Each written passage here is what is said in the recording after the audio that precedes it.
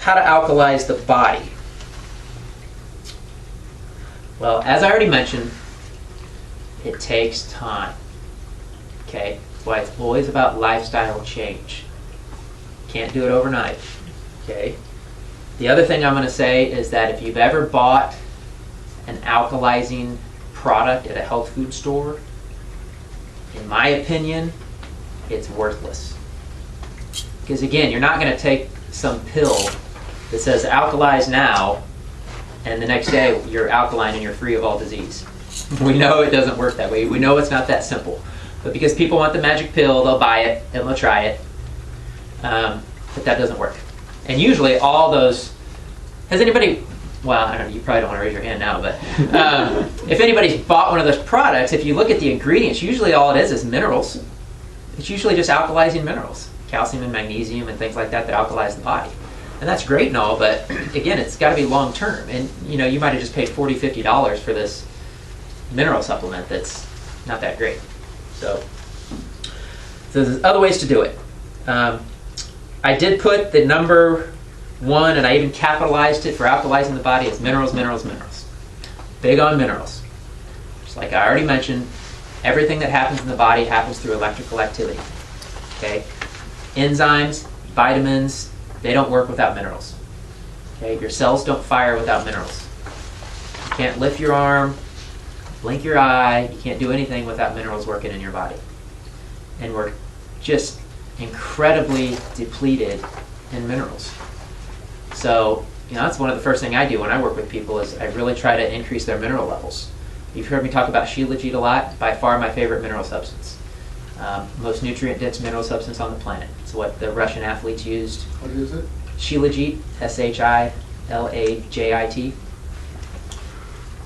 And it's kind of expensive, so I'll have people maybe do a month, like heavy dose of it to kind of remineralize their body. And believe me, you will feel the difference. I have yet to give someone Shilajit that didn't notice a difference, usually within 3 days. Because their body's getting minerals that they were depleted in. But there's other good mineral supplements too. You know, you can get minerals to put in your water. You can get like those electrolyte stamina packets and things like that to put in your water. A lot of people that are athletes, they drink Gatorade. Well, the mineral packets are like Gatorade without the junk that's in Gatorade, without the now corn sugar that'll probably be in Gatorade. They actually took high fructose corn syrup out of Gatorade. So I can't remember what they replaced it with. I think it was just fructose or something like that, but still sugar. So yeah, minerals are critically important. Minerals is the number one way to alkalize your body. Okay. The next thing is the right foods. And that alkalizing food list I gave you, and we're going to kind of go over some specific foods that are kind of the best alkalizers and some little things you can do kind of on a daily basis to really kind of reestablish balance in the body. But this I thought was really cool. Hippocrates. I love talking about Hippocrates. I mean, he's the father of modern medicine. And obviously he didn't know about acid-alkaline balance or talk about it that way. You know, he might have knew that the body was acidic. I don't know. Definitely wasn't, back then it wasn't like it is now. But what's cool about it is he has detailed writings on what he recommended for people to eat. Basically, you know, here's your diet plan, here's your nutrition plan by Dr. Hippocrates. And when they analyze those foods and look at those foods, it follows the 80-20 rule. 80% alkalizing foods and 20% acidic foods. Exactly. So everybody else in the natural health field, because of that, has kind of adopted that principle. You need acidic foods. You know, you need nuts and seeds and a little bit of meat and, you know, certain foods that are quote unquote acidic. But again, it's about balance. You know, if you're eating a sausage McMuffin in the morning, drinking soda, you know, eating pizza, things like that, you know, you're 100% acidic. You know, so you got to have that balance. It doesn't mean you can't enjoy foods. It doesn't mean you can't make delicious meals. It doesn't mean you can't cook foods. Cooking foods actually just drops the alkalinity a little bit, like a half of a point. So it really doesn't affect the alkalinity that much. We'll get into that more. And the other really critical thing to understand about eating is to not overeat. I'm going to give you another 80-20 rule example, and this is really cool too.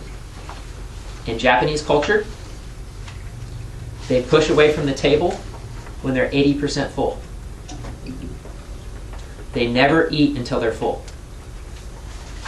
That way the body can properly digest food. They don't feel weighted down. They don't feel like we do at Thanksgiving where we eat and we're dead on the couch for like 4 hours before we can function.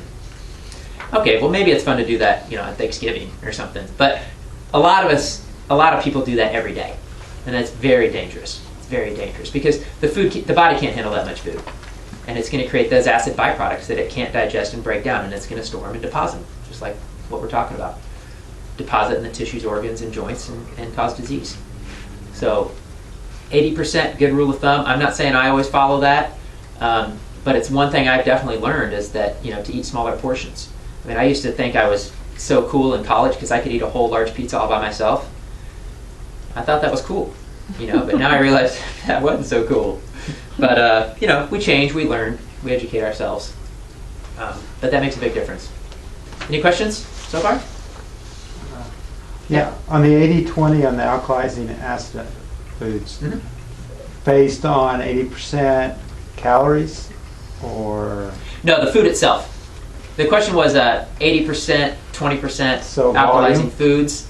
Yeah, it's based on the actual food, like volume. Yeah, exactly, volume of foods. Okay. Yeah. An easy way to think of it maybe would be like if you're eating 10 foods, eat 8 foods on the alkalizing list and 2 foods on the acidifying list. Okay. And of course, portion size is important. I always tell people when they eat meat, eat a palm-sized piece of meat. This is one change I've made. My parents have made. My dad told me just the other day. I think it was yesterday. He told me he said now when they eat meat, they eat a palm-sized piece of meat. When he used to eat a Kansas City ribeye this big. You know what I mean? So we don't have to be scared of meat. We don't have to be scared of these things that are causing problems. We have to be intelligent about it. We have to do it in balance and do it in moderation and not overeat. That is the important. It's always about balance and moderation. Greens, high chlorophyll foods, very alkalizing to the system. A lot of people just take straight chlorophyll. You can drink chlorophyll or any high chlorophyll containing food. It's very cleansing, very alkalizing to the system. Sunshine, very alkalizing to the system. The reason green foods are green is power of the sun. The more power of the sun it has in it, the greener it is. The greenest foods on the earth are algae, chlorella and spirulina. Chlorella, hands down, the highest chlorophyll content of any food on the planet. So green foods are very important for that. What was that one again? Green foods, What was that? like algae, like chlorella, Chlorella. spirulina, Oh, okay. hydrilla. There's a lot of them. The other one that's super, super alkalizing to the body is seaweeds. All seaweeds, especially kelp. Kelp's one of the best things you can put in your body. There's a reason the Japanese live a long time.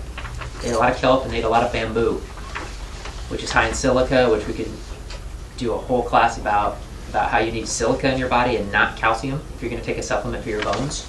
That's a whole other story. And then the last one I put is, I got exercise. Along with exercise, let me make a point on exercise because Steve, right? Yep. Because Steve mentioned this. Can I use your example? Sure. Okay.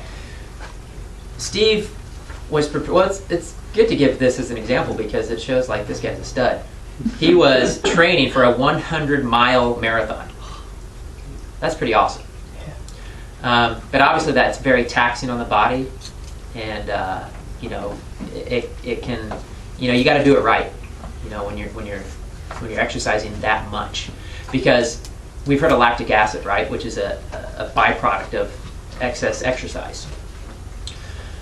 And you had to, I don't know what happened. Did you have to quit or? Oh yeah, I had to just quit. Yeah, overtrained.